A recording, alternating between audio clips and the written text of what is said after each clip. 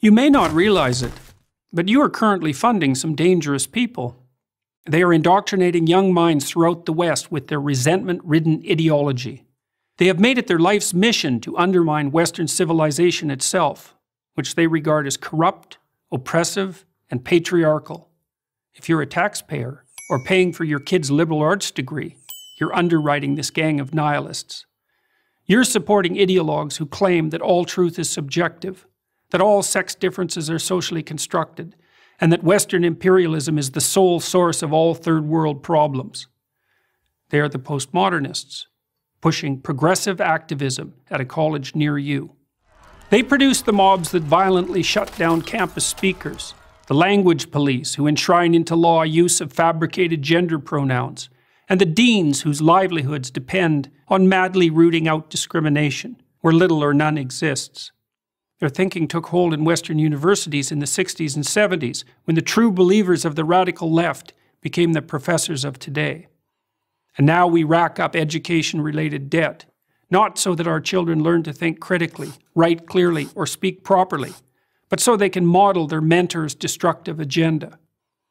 It's now possible to complete an English degree and never encounter Shakespeare, one of those dead white males whose works underlie our society of oppression. To understand and oppose the postmodernists, the ideas by which they orient themselves must be clearly identified. First is their new unholy trinity of diversity, equity, and inclusion. Diversity is defined not by opinion, but by race, ethnicity, or sexual identity. Equity is no longer the laudable goal of equality of opportunity, but the insistence on equality of outcome.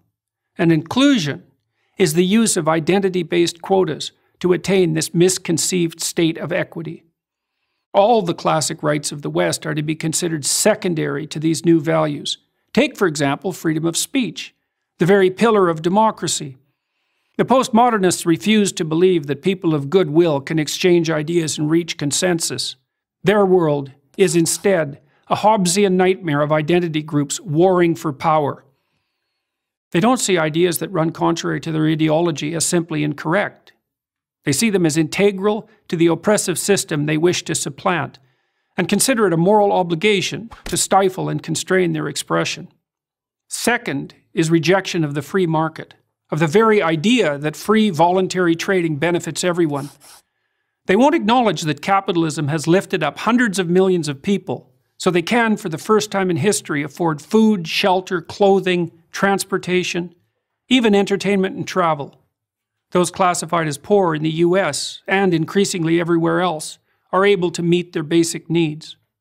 Meanwhile, in once prosperous Venezuela, until recently the poster child of the campus radicals, the middle class lines up for toilet paper. Third and finally are the politics of identity. Postmodernists don't believe in individuals. You're an exemplar of your race, sex, or sexual preference. You're also either a victim or an oppressor. No wrong can be done by anyone in the former group, and no good by the latter. Such ideas of victimization do nothing but justify the use of power and engender intergroup conflict. All these concepts originated with Karl Marx, the 19th century German philosopher. Marx viewed the world as a gigantic class struggle, the bourgeoisie against the proletariat, the grasping rich against the desperate poor. But wherever his ideas were put into practice, in the Soviet Union, China, Vietnam, and Cambodia, to name just a few, whole economies failed and tens of millions were killed. We fought a decades-long Cold War to stop the spread of those murderous notions. But they're back, in the new guise of identity politics.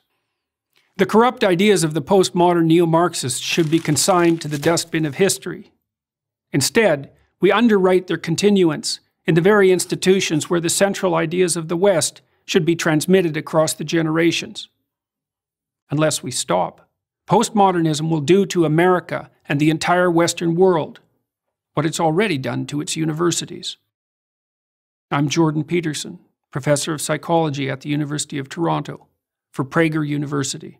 La revolución necesita de tu ayuda. Deposita, suscríbete, comparte los videos, apórtanos en el Patreon para que podamos seguir luchando por la libertad.